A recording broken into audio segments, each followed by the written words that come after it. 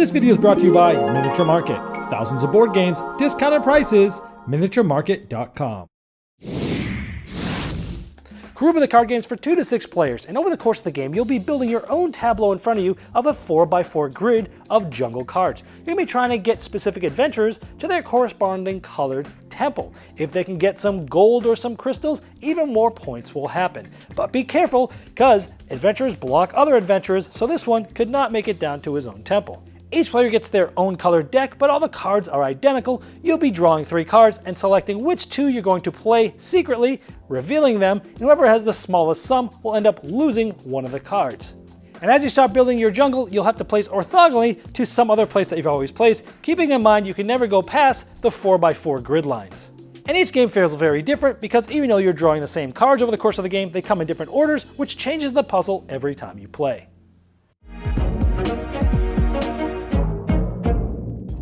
Hello my friends, it's the Game Boy Geek here. Karuba the Card Game has the look and feel of Karuba, which I really like. There's no setup time, just grab your cards and go. It plays quickly in just 10 minutes, and it's so fun that you'll want to play this multiple times in a row. I've never played it less than 3 times in a row, and sometimes many more than that.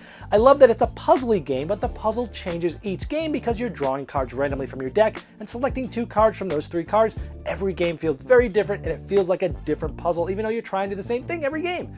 I like that you're discarding the lowest number because it gives you another thing to think about, and the powerful cards end up getting thrown out sometimes. I like that it feels like Karuba, but it also feels very different, which is what a card game should do of a board game. Any negatives? It might be too spatial for some because it's literally a spatial puzzle that you're working out. If you don't like puzzly style things, this might not be the thing for you.